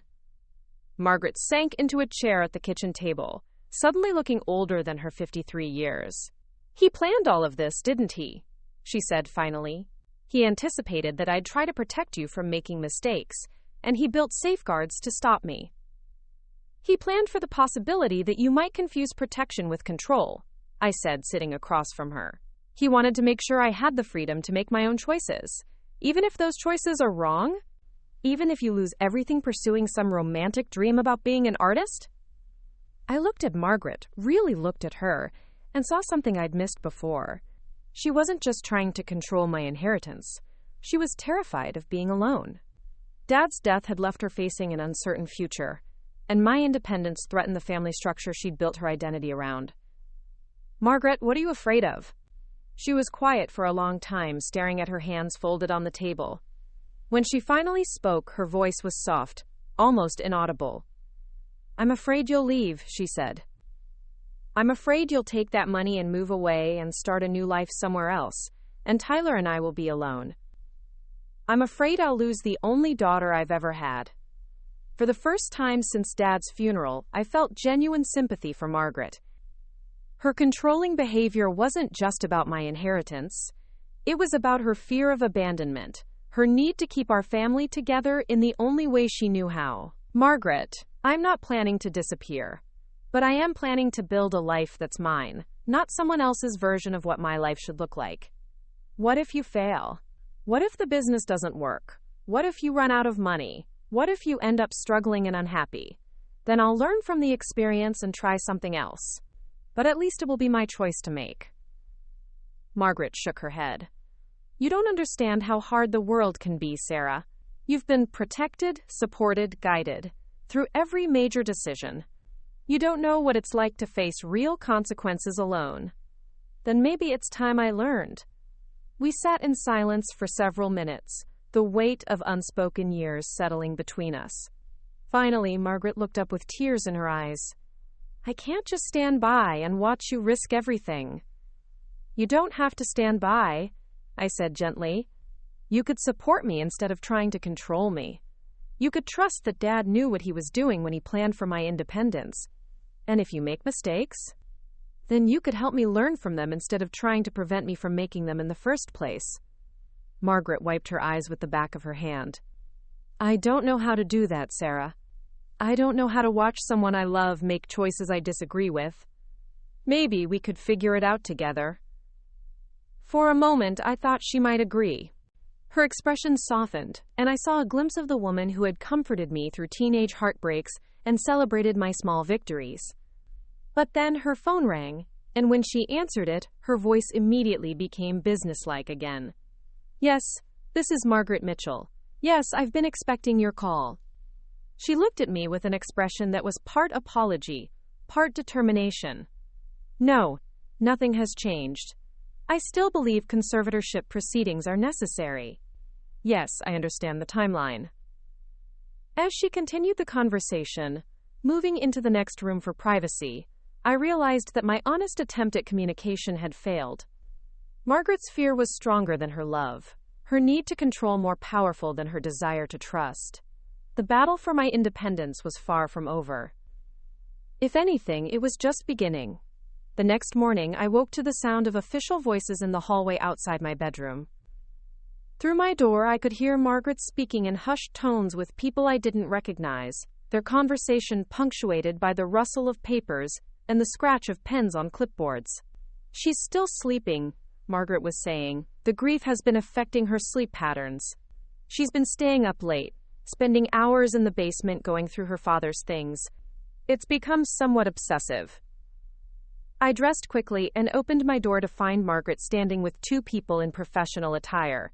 A woman in her 40s with short gray hair and a stern expression, and a man who looked like he'd rather be anywhere else, shifting uncomfortably as he glanced between Margaret and my bedroom door. "Sarah?" Margaret said, her voice taking on the overly bright tone she used when she was nervous. "This is Dr. Patricia Simmons from the County Mental Health Services, and Mr. James Walsh from the court's Social Services Department. They're here to conduct a preliminary assessment." Dr. Simmons stepped forward with a practiced smile that didn't reach her eyes. "Ms. Mitchell, we understand you've recently inherited a substantial estate. We're here to ensure that you have the support and resources you need to handle this transition responsibly." The euphemistic language didn't fool me. This was the beginning of Margaret's competency challenge, dressed up as a wellness check. I looked at Margaret, who couldn't quite meet my eyes, and felt a cold clarity settle over me. "I wasn't aware that inheriting money required social services oversight," I said carefully. Mr. Walsh cleared his throat. "It's not unusual for family members to request evaluations when there are concerns about an individual's ability to handle complex financial responsibilities. We're here to help, not to judge." Dr. Simmons opened a folder and pulled out a thick stack of forms. "We'd like to ask you some questions about your current living situation, your plans for the inheritance, and your general emotional state." It's entirely routine. Nothing about this felt routine. I glanced at Margaret, who was watching the interaction with the intense focus of someone monitoring a carefully orchestrated plan. "Before we begin," I said, "I'd like to call my lawyer." Dr. Simmons and Mr. Walsh exchanged glances. "That's certainly your right," Dr. Simmons said, "but this is just an informal conversation. Legal representation isn't necessary at this stage. Nevertheless, I'd prefer to have my attorney present." Margaret's expression tightened. "Sarah, these people are here to help. There's no need to make this adversarial." "I'm not making it adversarial. I'm exercising my legal right to have counsel present during what appears to be an official evaluation. I called Mr. Reynolds' office, and Helen informed me that he was in court, but would be available within the hour. I politely asked Dr. Simmons and Mr. Walsh to wait, and offered them coffee while we waited for my lawyer to arrive. The next hour was tense. Margaret kept trying to engage the evaluators in casual conversation about my recent behavior, my attachment to my father's workshop, my lack of experience with financial planning. I remained polite but said nothing substantive, following the advice Mr. Reynolds had given me about not providing information that could be taken out of context. When Mr. Reynolds arrived, he was accompanied by a woman I didn't recognize. She was perhaps 40 years old, with auburn hair and an air of quiet competence that reminded me of my favorite college professors. "Sarah, this is Dr. Amanda Chen," Mr. Reynolds said. "She's a forensic psychologist who specializes in competency evaluations." I took the liberty of arranging for an independent assessment. Dr. Simmons looked annoyed. "We're perfectly capable of conducting our own evaluation." "Of course," Mr. Reynolds replied smoothly. "But my client has the right to have her own expert present during any assessment that might affect her legal status." What followed was a carefully choreographed dance between competing professionals. Dr. Simmons asked questions designed to highlight my inexperience and emotional vulnerability. Dr. Chen asked questions that allowed me to demonstrate my reasoning skills and practical knowledge. Mr. Walsh mostly took notes, occasionally asking for clarification about timelines or financial details. The questions ranged from basic cognitive assessments to complex scenarios about investment decisions and business planning. I answered honestly, acknowledging areas where I lacked experience, while demonstrating that I understood the importance of seeking professional guidance when needed. "Ms. Mitchell," Dr. Simmons said about halfway through the session, "your stepmother has expressed concerns about your emotional attachment to your father's workshop. Can you describe your feelings about that space?" I thought carefully before answering. "The workshop represents my father's love and faith in my potential. I'm grateful for the skills and resources he provided, and I'm committed to honoring his vision for my future, while making my own informed decisions about how to proceed." "But you have no experience with woodworking, no background in furniture making, no understanding of the business aspects of such an enterprise." "That's correct, which is why I've been researching educational opportunities, consulting with experienced craftspeople, and working with financial advisors to develop a realistic business plan." Dr. Chen leaned forward slightly. "Can you walk us through your decision-making process for one of these consultations?" I described my visit to Frank Novak's hardware store, explaining how I'd sought expert advice about equipment maintenance and insurance requirements. I outlined the research I'd been doing about furniture-making courses and apprenticeship programs. I demonstrated that while I lacked experience, I understood the importance of education and preparation. The session continued for nearly 3 hours. By the end, I felt drained but confident that I'd represented myself well. Dr. Simmons and Mr. Walsh gathered their paperwork and prepared to leave, promising a written report within 2 weeks. After they left, Dr. Chen remained behind to debrief with Mr. Reynolds and me. "How do you think it went?" I asked. Dr. Chen smiled, the first genuine warmth I'd seen from any of the professionals that day. "You handled yourself beautifully. You were honest about your limitations while demonstrating excellent judgment about seeking appropriate help. Most importantly, you showed clear understanding of the difference between acknowledging inexperience and being incompetent." Mr. Reynolds nodded approvingly. "The psychological evaluation your father arranged will be crucial in countering any negative report from Dr. Simmons, but today's performance was excellent insurance." Margaret had been conspicuously absent during the debriefing, disappearing into her room as soon as the official evaluation concluded. When I knocked on her door later that evening, she opened it with red-rimmed eyes and a defensive posture. "I suppose you think I'm terrible," she said, before I could speak. "I think you're scared," I replied, "but that doesn't make what you're doing right." Margaret sat on her bed, looking smaller than I'd ever seen her. "The evaluators seemed impressed with you today. Did you expect them not to be?" "I expected." She paused, searching for words. "I expected them to see what I see. Someone who's grieving, overwhelmed, making emotional decisions about things she doesn't understand." And what did you see instead? Margaret was quiet for a long moment. I saw someone who sounded exactly like your father when he was explaining a complex project. Thoughtful, methodical, willing to admit what you didn't know, while demonstrating that you knew how to find answers. For the first time since this ordeal began, I heard doubt in Margaret's voice. Not doubt about her love for me, but doubt about her assessment of my capabilities. Margaret, what would it take for you to withdraw the competency petition? She looked up with tears in her eyes. I don't know if I can. I've spent so much time convincing myself that I was protecting you, building a case for why you needed protection. If I was wrong, if you were wrong, then you were wrong because you love me and you were scared. That's not unforgivable. But the lawyers, the evaluators, the paperwork that's already been filed, can be withdrawn. Mr. Reynolds says that family members change their minds about these things more often than you'd expect. Margaret stood up and walked to her window, looking out at the street where Tyler was shooting baskets in the driveway. What if I withdraw the petition and you do fail? What if the business doesn't work? What if you lose money? What if you end up regretting not listening to my advice? Then you can say, I told you so, and help me figure out what to do next. She turned back to me with a small smile. Promise? Promise. 2 days later, Margaret called her lawyers and withdrew the competency petition. She also issued a statement to the court explaining that she'd acted out of grief and concern, but that she now recognized her stepson's right to make his own financial decisions. The relief I felt was overwhelming, but it was mixed with something else. For the first time in my adult life, I was truly free to make my own choices about my future. It was exhilarating and terrifying in equal measure.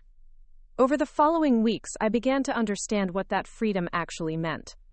I enrolled in a furniture-making course at the community college, spending 3 evenings a week learning basic woodworking techniques. I hired a business consultant to help me refine Dad's business plan and understand the regulatory requirements for starting a custom furniture company. Most importantly, I spent time in Dad's workshop, not just admiring the beautiful pieces he'd created, but learning to use the tools he'd left me. Frank Novak became a regular visitor, teaching me about wood grain and finishing techniques, helping me understand the sophisticated equipment Dad had assembled. My first project was completing the hope chest Dad had started for me. It took me 6 weeks, working slowly and carefully, making mistakes and learning from them. When I finally applied the last coat of finish and attached the brass nameplate, I felt a connection to Dad that was deeper than memory. I understood, in a way that was physical and emotional simultaneously, what he'd been trying to give me. The chest was beautiful, but more than that, it was functional. It would last for decades, maybe centuries, holding treasures for future generations. It was a testament to the power of patience, skill, and vision. It was exactly the kind of legacy Dad had wanted to leave me. As my skills improved and my confidence grew, I began taking on small commissions. A dining table for a neighbor who'd admired Dad's work. A custom bookshelf for the library, where I still worked part-time. A set of kitchen cabinets for a boutique hotel that had been on Dad's client list. Each project taught me something new about the craft, about business, about myself. I made mistakes, had to redo work, occasionally lost money on jobs where I'd underestimated the time required, but I also discovered that I had inherited more than just Dad's tools and workshop. I had inherited his patience, his attention to detail, his ability to see potential in raw materials.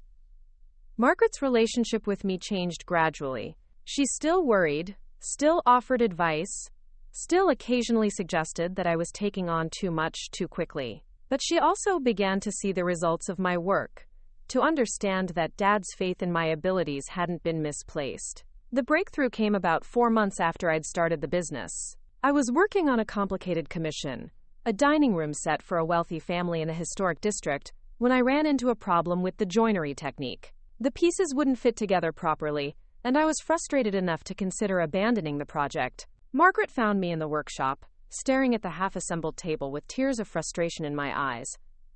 "What's wrong?" she asked. I explained the technical problem, expecting her to suggest that I hire a professional or admit that the project was beyond my capabilities. Instead, she studied the pieces carefully, then picked up one of Dad's woodworking manuals. "Have you tried this approach?" she asked, pointing to a diagram in the book. I looked at the page she'd indicated and realized she was right. There was an alternative joinery method that would solve the problem I was facing.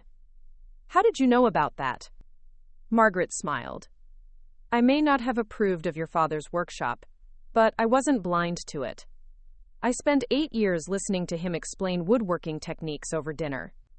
I picked up a few things. We worked together for the next 3 hours, Margaret holding pieces in place while I adjusted the cuts, offering suggestions when I got stuck. By the end of the evening, the table was properly assembled, and I had a new understanding of the support Margaret was capable of providing. Thank you, I said as we cleaned up the workshop. Thank you for letting me help, she replied. I'd forgotten how good it feels to be useful rather than just protective. Tyler, who had been watching our collaboration with interest, became my unofficial marketing director. He started an Instagram account for the business, posting photos of completed projects and work-in-progress shots that showed the craftsmanship process. His teenage aesthetic sense and social media savvy brought in customers I never would have reached on my own. You know, he said one evening as we reviewed the week's orders, Dad would be really proud of this. Not just the business, but the way you handled Mom's freakout.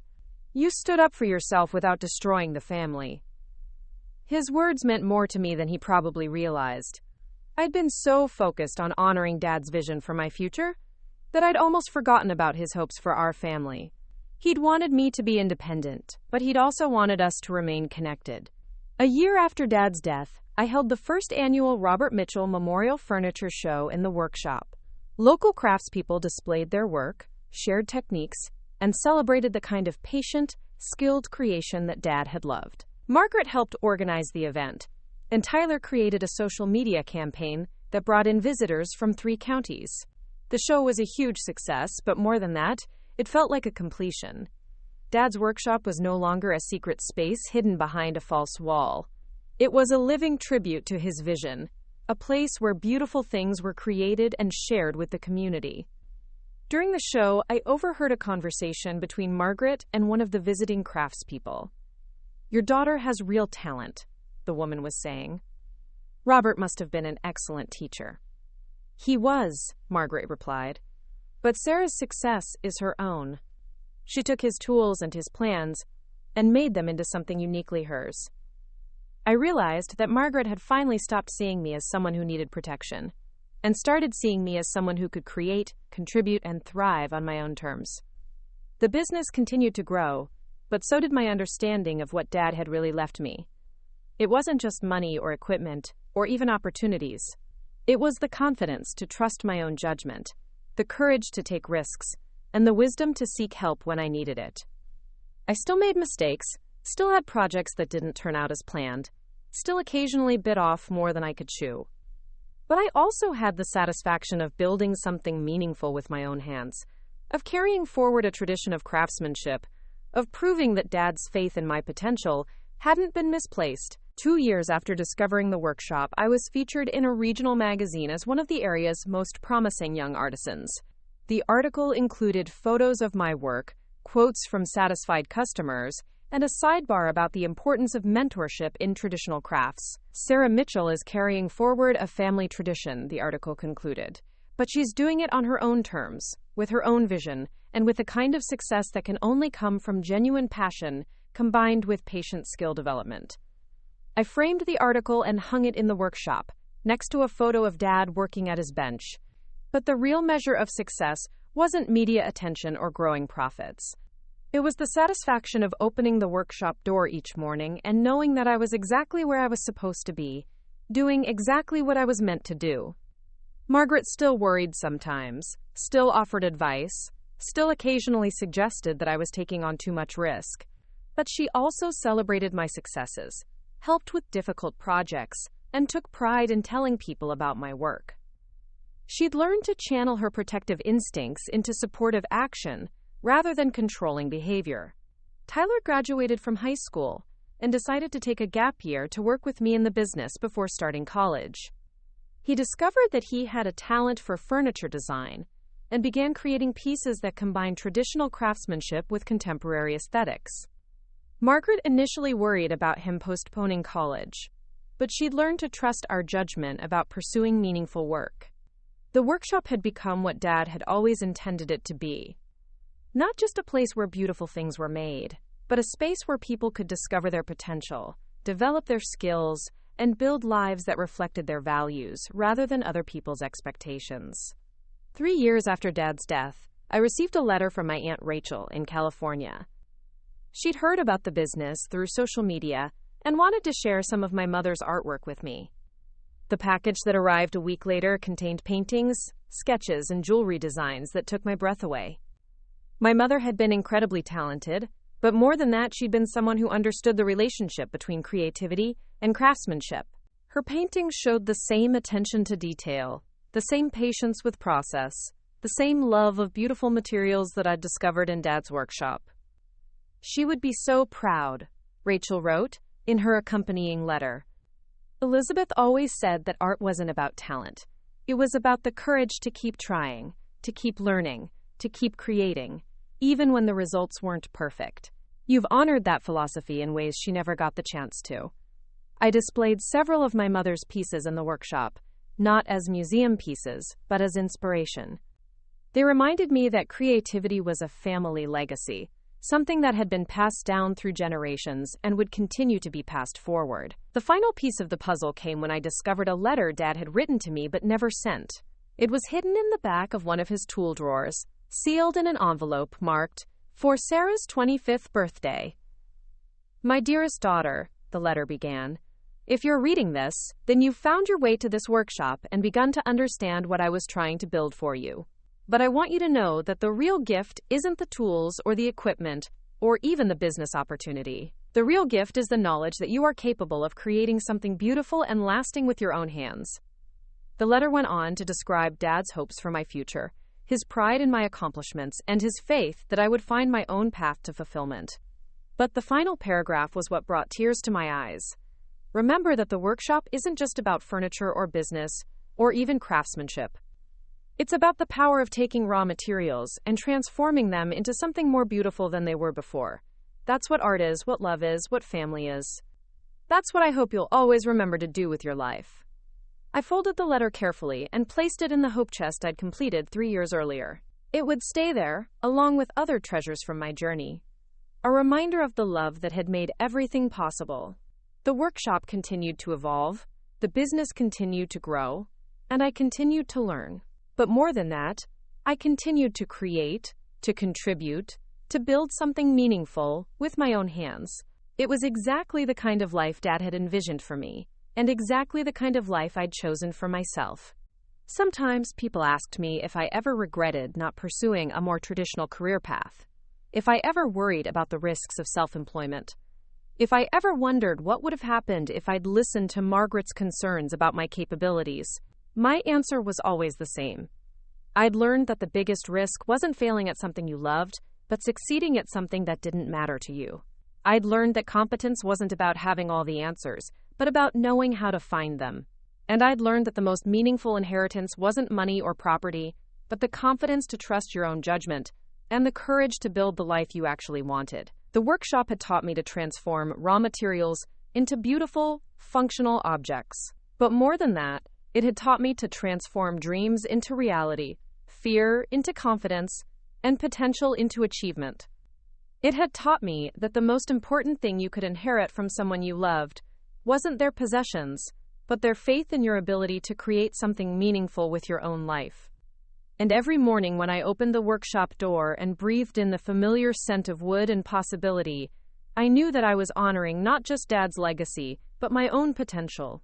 I was living the life he'd dreamed for me, but I was living it on my own terms, with my own vision, and with the kind of joy that could only come from doing work that mattered. The workshop had become more than a business or a hobby or even a tribute to Dad's memory. It had become a testament to the power of believing in someone's potential, of providing them with the tools they needed to succeed, and of trusting them to use those tools wisely.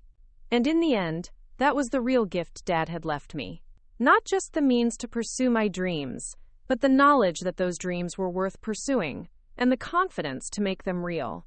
Up next, you've got 2 more standout stories right on your screen.